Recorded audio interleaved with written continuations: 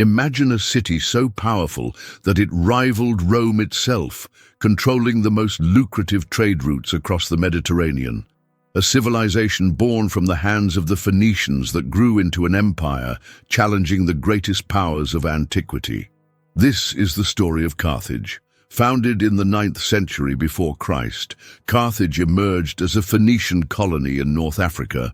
But it didn't take long for this settlement to transform into a maritime powerhouse, dominating the trade of metals, textiles, and slaves. Its strategic location, near the Strait of Sicily, allowed it to control the routes between east and west.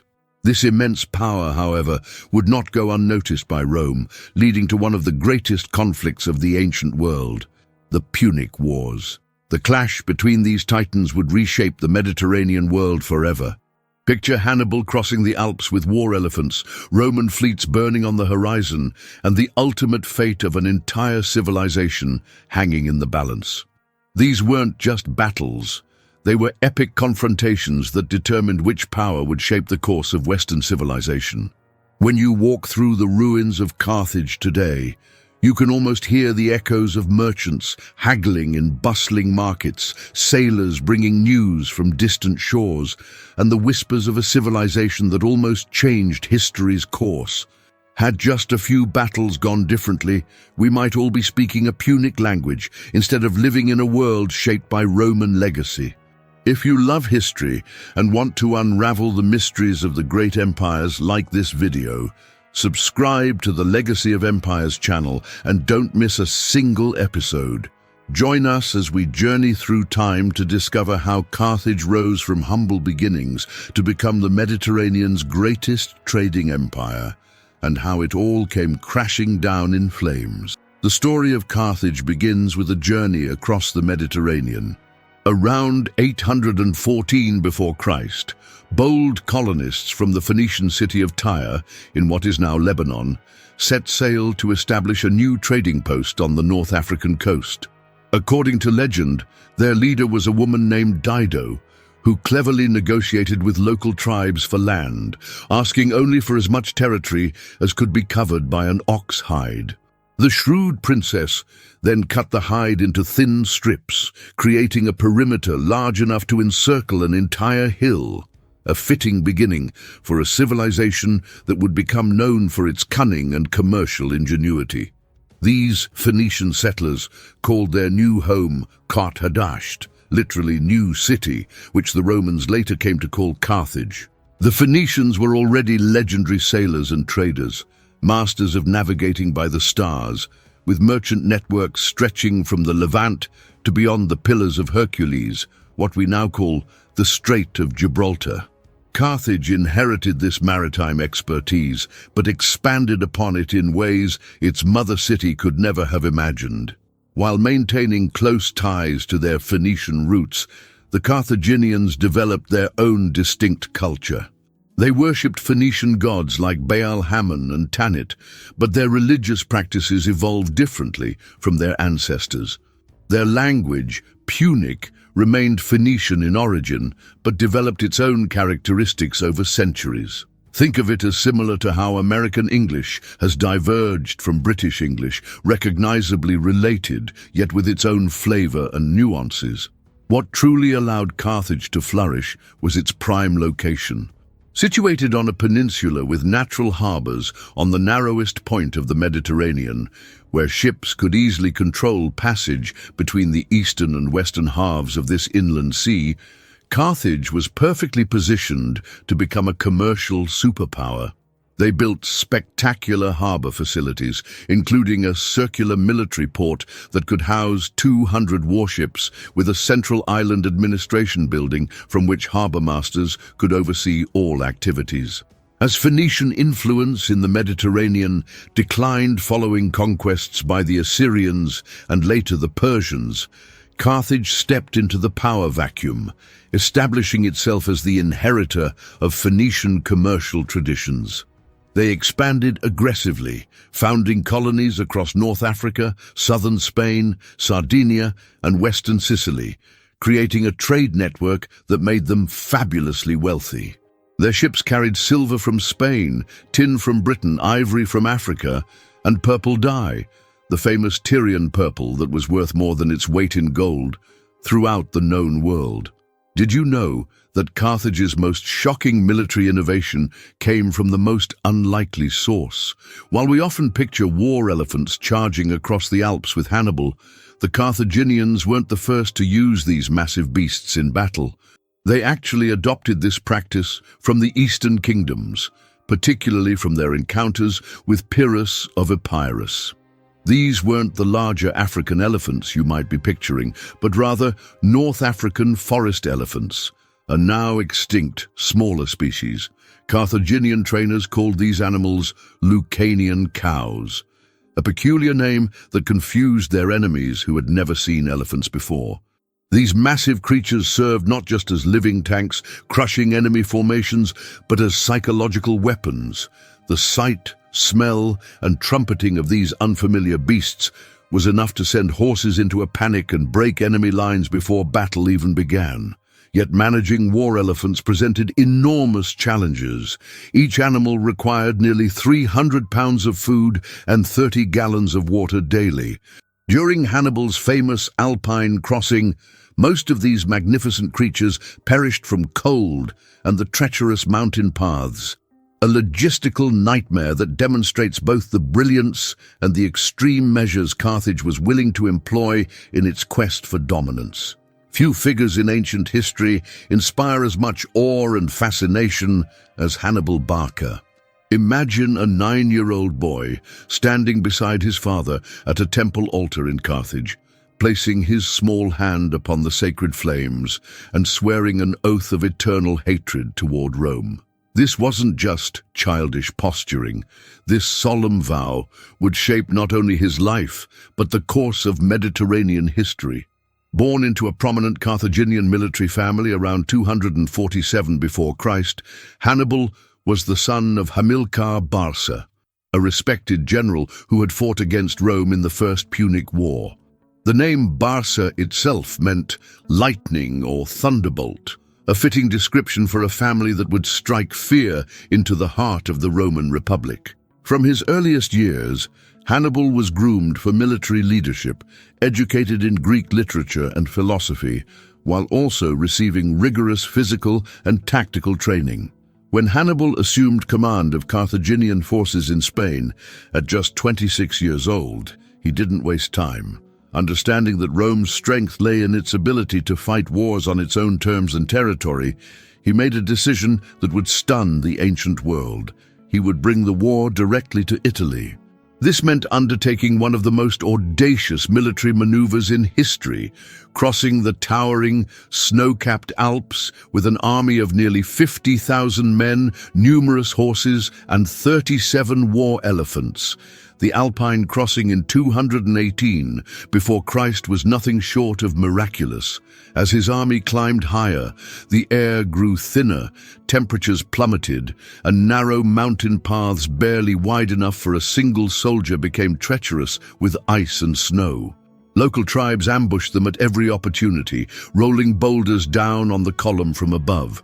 To clear paths blocked by fallen trees or landslides, Hannibal ordered massive bonfires built against rock faces, then had vinegar poured over the heated stone, causing it to crack and split.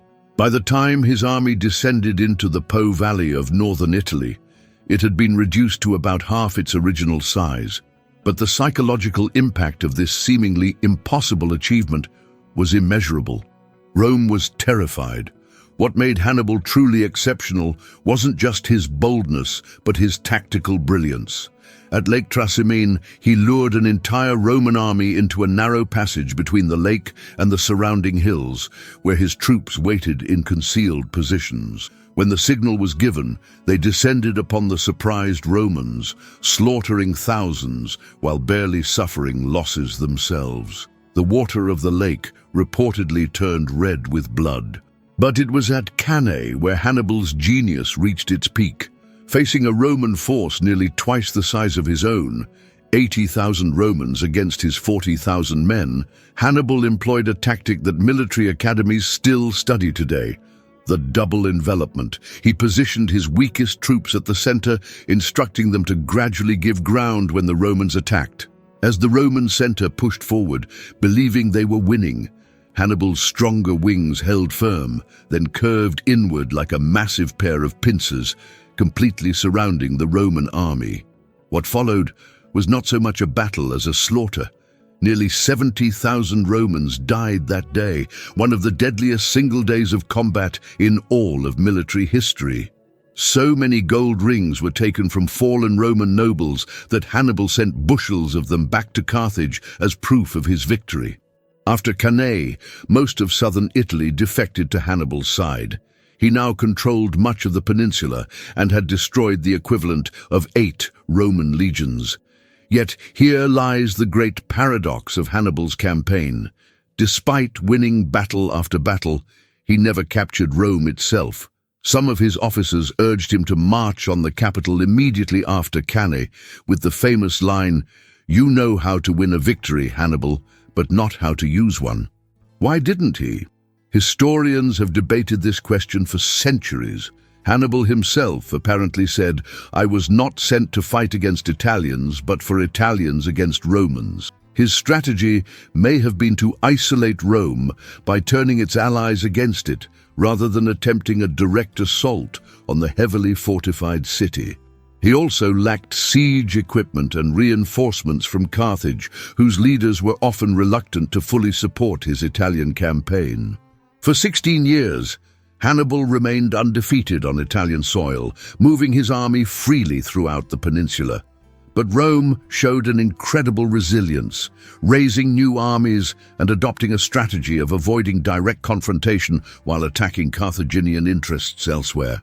When the Roman general Scipio invaded North Africa, threatening Carthage itself, Hannibal was finally recalled to defend his homeland.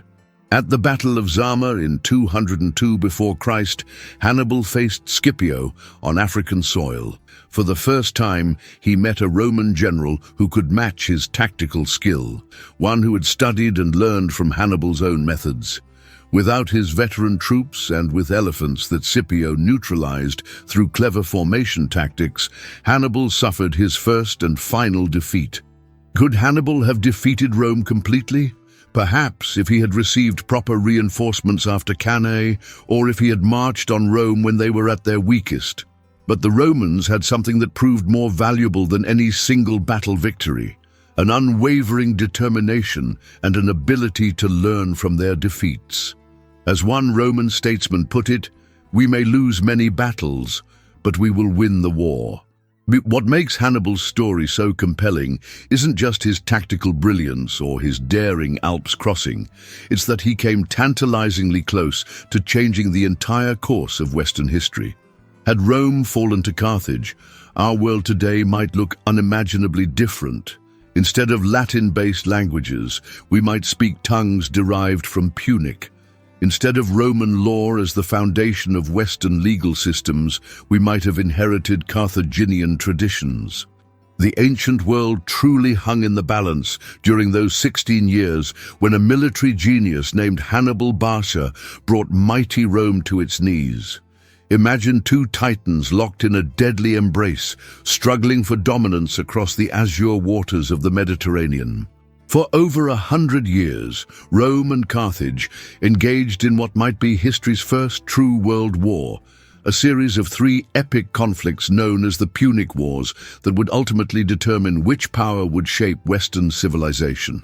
Before these wars began, the Mediterranean was effectively divided. Carthage controlled the western waters with its magnificent fleet of over 300 ships, while Rome dominated the Italian peninsula with its disciplined legions. But as both powers expanded, collision became inevitable. The flashpoint, the island of Sicily, strategically positioned between them like a jewel waiting to be claimed. The First Punic War erupted in 264 before Christ when Rome intervened in a dispute between Sicilian cities. What began as a local conflict quickly escalated into a 23-year struggle, the longest continuous war in Greco-Roman history.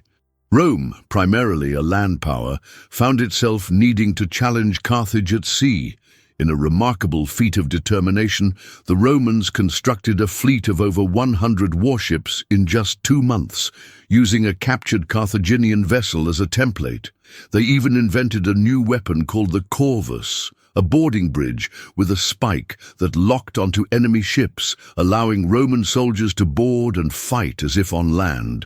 After countless naval battles, with hundreds of ships and thousands of men lost to the depths, Rome emerged victorious in the First Punic War. The price was steep. The Romans lost over 500 ships and nearly 200,000 men, but they secured Sicily as their first province outside the Italian mainland. Carthage wasn't just defeated, it was humiliated, forced to pay a crushing war indemnity of 3,200 talents of silver, equivalent to 78 tons of precious metal. The uneasy peace lasted only 23 years. During this time, Carthage expanded its territory in Spain to compensate for the loss of Sicily, while Rome took advantage of Carthage's weakness to seize Sardinia and Corsica. The Carthaginian general Hamilcar Barca, Hannibal's father, nurtured a deep hatred for Rome and began preparing for the next round of conflict. The Second Punic War began in 218 before Christ, when Hannibal attacked the Roman-allied city of Saguntum in Spain. But instead of responding predictably, Hannibal made his famous crossing of the Alps, bringing the war directly to Italy. For 16 years, he ravaged the Italian countryside, winning spectacular victories at Trebia, Lake Trasimene, and most devastatingly at Cannae, where he virtually annihilated a Roman army twice the size of his own. At Cannae, Rome lost between 50,000 and 70,000 men in a single day, nearly 1/5 of the entire military-age male population of Rome. Think about that for a moment. Imagine if a modern nation lost 20% of its fighting men in one afternoon. Most countries would sue for peace immediately, but Rome was different. The Romans simply refused to accept defeat. After Cannae, they raised new armies, avoided direct confrontation with Hannibal, and opened new fronts in the war. When young General Publius Cornelius Scipio proposed taking the fight to Carthage's territories in Spain and then Africa, many thought it madness. Yet his bold strategy worked. By threatening Carthage itself, he forced Hannibal's recall from Italy, leading to the decisive Battle of Zama in 202 before Christ. The peace terms after the Second Punic War were devastating for Carthage. They lost all overseas territories. Their navy was reduced to just 10 ships, and they were forbidden from waging war without Roman permission.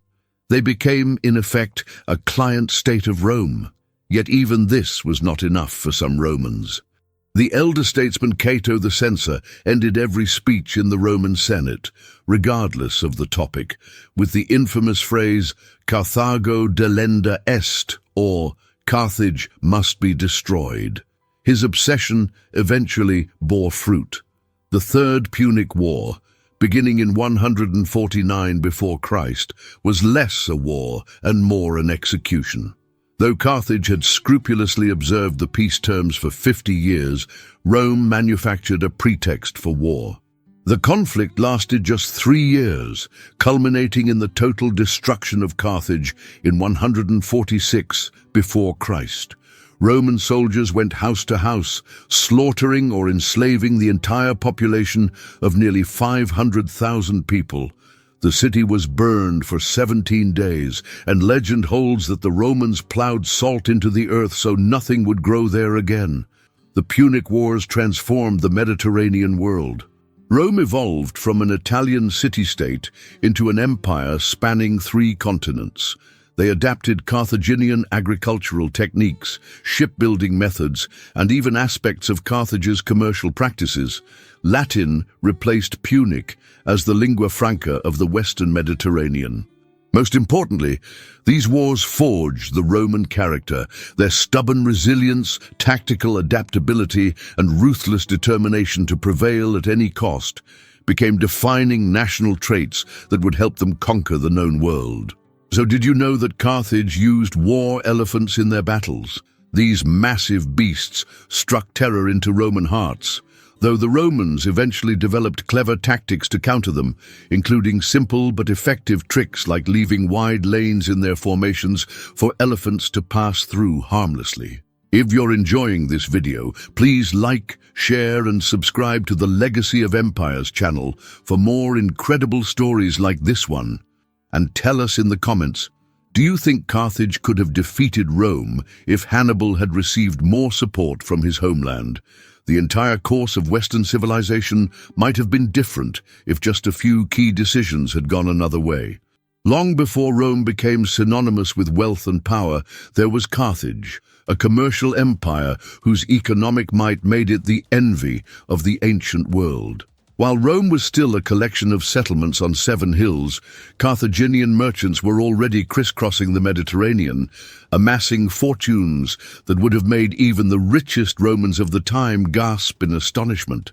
The engine of Carthage's prosperity was its merchant fleet, hundreds of ships designed for speed and capacity rather than war. These vessels connected a vast trade network spanning 3 continents. From the misty shores of Britain in the north to the sun-baked coasts of West Africa, from the Levant in the east to the mysterious Atlantic beyond the Pillars of Hercules, Carthaginian traders ventured fearlessly, establishing trading posts that would eventually grow into colonies. What exactly filled the holds of these merchant ships? Virtually everything of value in the ancient world passed through Carthage at some point. Gold and silver from Spanish mines flowed eastward, while exotic spices, ivory and silks from the east traveled west. North African grain fed distant cities, while fine pottery, glassware and textiles found eager buyers throughout the Mediterranean. One of Carthage's most coveted exports was a brilliant purple dye extracted from murex shellfish, so expensive that it became associated exclusively with royalty and remains known as royal purple to this day. A single gram of this dye cost more than a skilled craftsman might earn in a month. But perhaps Carthage's most significant economic advantage lay beneath the soil of the Iberian Peninsula. Around 300 before Christ, Carthage gained control of southeastern Spain, home to some of the richest silver mines in the ancient world. The famed mines near what is now Cartagena, a city whose name still echoes its Carthaginian founding, produced an estimated 25,000 pounds of silver annually. This steady stream of precious metal allowed Carthage to mint high-quality coinage that became the preferred currency throughout much of the Western Mediterranean, giving them enormous economic leverage. The Carthaginians weren't just traders, they were innovators. Archaeological evidence suggests they pioneered new agricultural techniques, including sophisticated irrigation systems and crop rotation methods. Their farmers cultivated fruits, vegetables and grains with remarkable efficiency. Carthaginian agricultural manuals were so respected that when Rome finally destroyed the city, the Senate ordered these texts preserved and translated into Latin, one of the few elements of Carthaginian culture they deemed worth saving.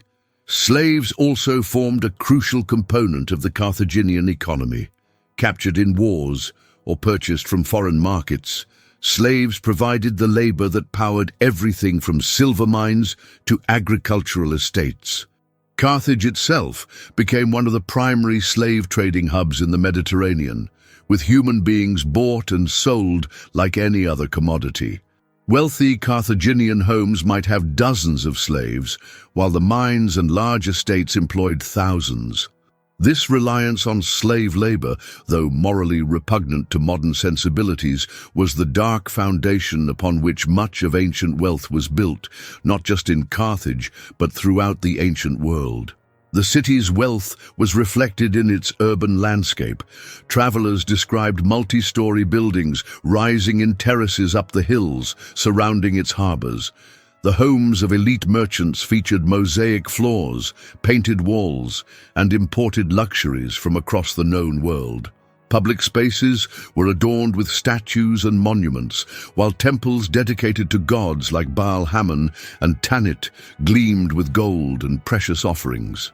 The famous circular military harbour could house 200 warships, while the adjacent commercial harbour buzzed with activity day and night as goods were loaded and unloaded, taxed and inspected, bought and sold.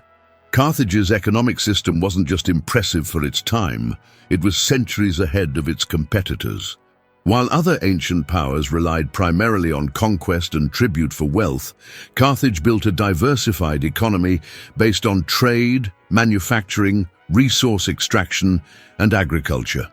They understood concepts like comparative advantage and supply chains that wouldn't be formally articulated until thousands of years later.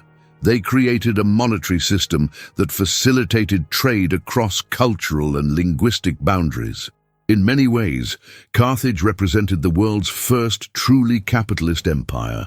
This economic sophistication, however, created a fundamental cultural difference between Carthage and Rome, one that would ultimately contribute to their conflict. Carthaginian society valued commerce, wealth, and practical skills. Their elite were primarily merchants and ship owners who measured success in profits. Roman society, by contrast, valued military glory, land ownership, and political achievement. Their elite were primarily landowners who measured success in conquered territories and political offices. These differing value systems made mutual understanding difficult and fostered suspicion. As Rome expanded, Carthage's wealth became increasingly tempting.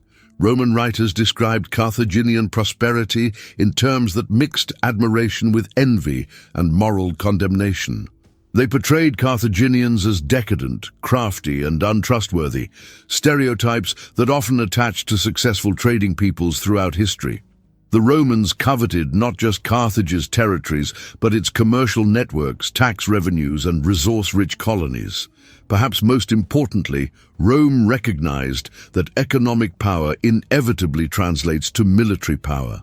Carthage's wealth allowed it to hire the best mercenary armies in the Mediterranean, build state-of-the-art warships, and finance lengthy conflicts. As long as Carthage remained economically dominant, it would always have the potential to challenge Roman ambitions. This recognition drove Rome's determination to not just defeat Carthage, but ultimately to erase it completely from the face of the earth. In the end, Carthage's economic power proved both its greatest strength and the source of its destruction. The very wealth that made it great also made it an irresistible target. When Roman forces finally breached the city walls in 146 before Christ, they found riches beyond imagination, treasures that would flow to Rome and help fund its own imperial ambitions. In destroying its greatest economic rival, Rome cleared the path to become the next great commercial power of the Mediterranean, adopting many Carthaginian innovations while systematically erasing their origin. The story of Carthage's economy reminds us that prosperity alone cannot guarantee survival in a world where military power still often has the final word. Yet in the grand ledger of history, perhaps Carthage had the last laugh.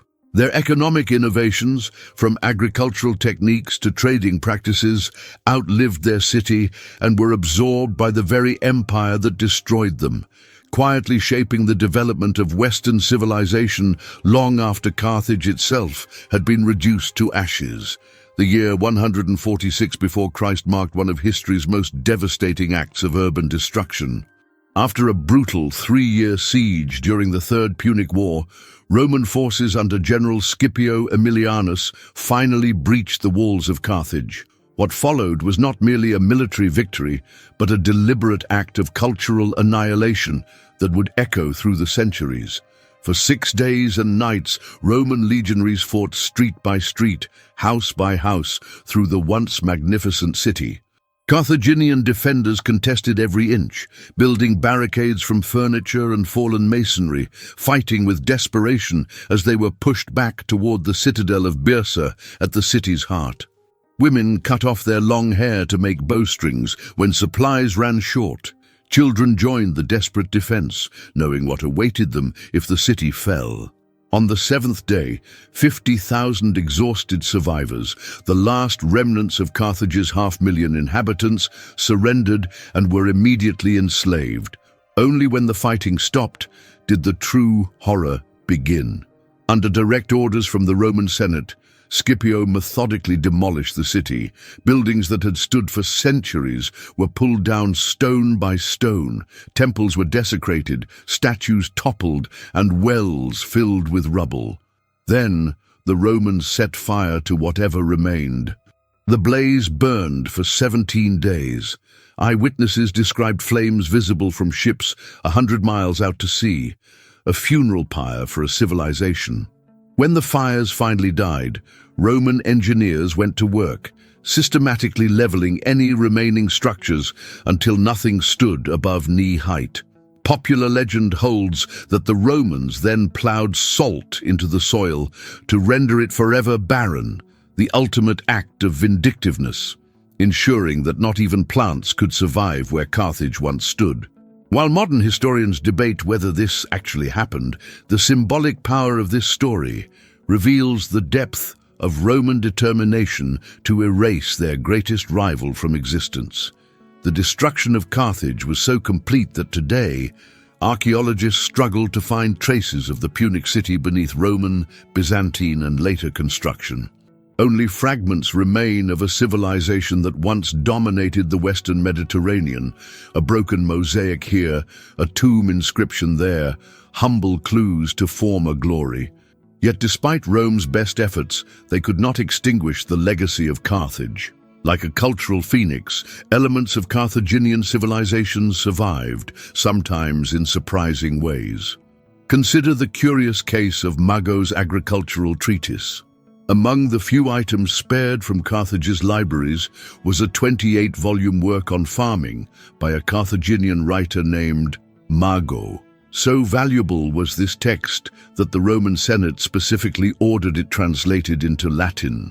For centuries afterward, Roman farmers followed Carthaginian techniques for growing olives, raising livestock, and preserving fruits, often without knowing the true origin of these methods. The very land that Rome sought to sterilize eventually became the breadbasket of their empire.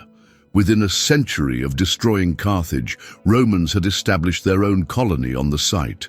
By the 2nd century after Christ, the region of Africa Proconsularis, centered on former Carthaginian territory, supplied 2/3 of Rome's grain needs. The agricultural prosperity of North Africa under Roman rule owed much to irrigation systems and farming practices pioneered by the very people they had attempted to erase from memory.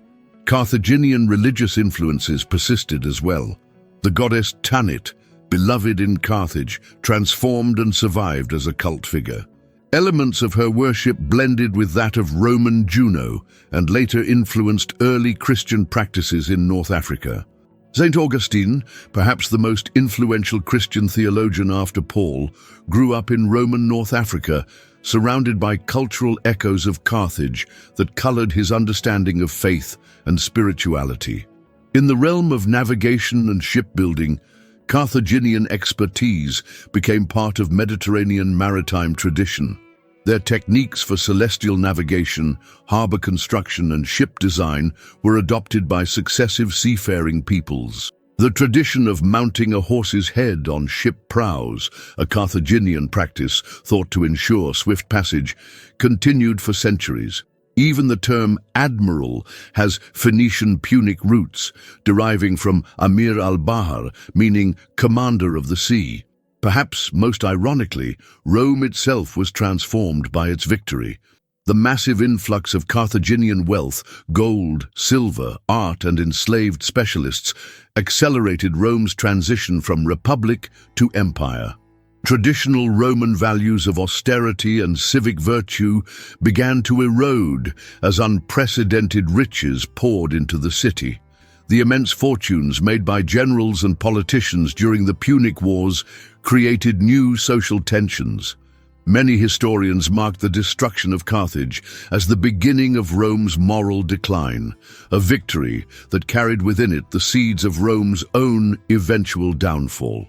The ghost of Carthage continued to haunt Roman consciousness.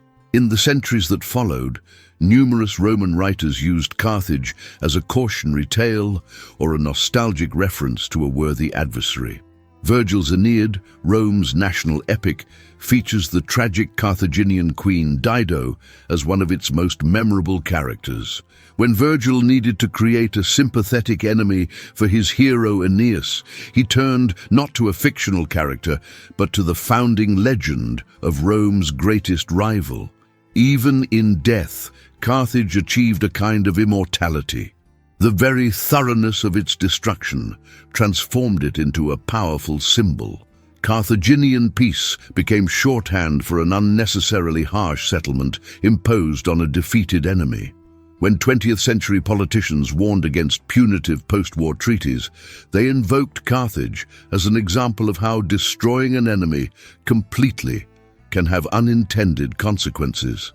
Today, the ruins of ancient Carthage stand as a UNESCO World Heritage Site outside modern Tunis.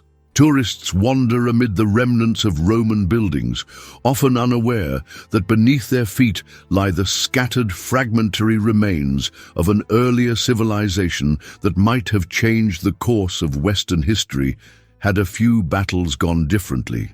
Perhaps the most profound legacy of Carthage is the unanswerable question it leaves us. What might have been?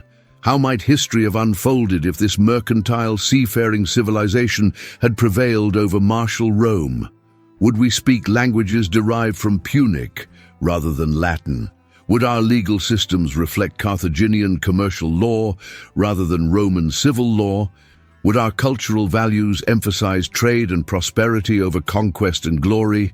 We'll never know. But in contemplating these questions, we keep alive the memory of a civilization that Rome tried so desperately to consign to oblivion. In that sense, Carthage continues to defy its destroyers, even across the vast gulf of time that separates us from its fiery end. As we reach the end of our journey through the rise and fall of one of history's greatest maritime powers, it's clear that Carthage was far more than just a city. It was a symbol of ambition, power, and resilience that continues to captivate our imagination thousands of years after its destruction. For over 6 centuries, this Phoenician colony transformed itself into a commercial and naval superpower that controlled the western Mediterranean. From humble beginnings on the North African coast, Carthage built an empire through trade rather than conquest, amassing wealth that would make even modern financial capitals envious. Their innovations in agriculture, shipbuilding, and commerce created a civilization that might have shaped our world in profoundly different ways. The epic struggle between Carthage and Rome represents one of history's great what-if moments. Had Hannibal received proper reinforcements after his stunning victory at Cannae? Had the Carthaginian Senate fully supported his Italian campaign, or had just a few key battles gone differently, we might all be speaking languages derived from Punic rather than Latin. Our legal systems might reflect Carthaginian commercial principles instead of Roman civil law. Perhaps most intriguingly, our cultural values might emphasize trade and prosperity over conquest and military glory. The story of Carthage reminds us that history is not inevitable. The rise and fall of civilizations depends on complex factors: geography, leadership, military strategy, economic strength, and sometimes simple luck. In the violent crucible of the ancient Mediterranean, 2 vastly different worldviews collided, and the outcome shaped everything that followed in Western civilization. Even in defeat and destruction, Carthage achieved a kind of immortality. Though Roman legionaries reduced the city to ashes and Roman historians wrote the narrative of its demise, the ghost of Carthage continued to haunt Roman consciousness. Its methods of agriculture, navigation, and trade were absorbed into the very empire that sought to erase it. In the grand ledger of history, perhaps Carthage had the last laugh. Its innovations outlived its conquerors and quietly shaped the development of the Mediterranean world. So what do you think? How might our world be different if Carthage had emerged victorious from the Punic Wars? Would a commercial empire centered on trade rather than territorial conquest have created a more peaceful ancient world? Or would another power have eventually risen to challenge Carthaginian dominance? History's great unanswered questions are often the most fascinating to consider. If you've enjoyed this exploration of Carthage's rise and fall, please take a moment to like this video and share it with friends who appreciate the dramatic stories of ancient history. Subscribe to the Legacy of Empires channel for more in-depth journeys through the great civilizations that shaped our world. And don't forget to hit that notification bell so you won't miss our upcoming videos on other forgotten empires whose legacies continue to influence us today. Until next time, remember that the echoes of ancient civilizations still resonate in our modern world. We need only listen carefully to hear them. Thank you for joining us on this journey through time.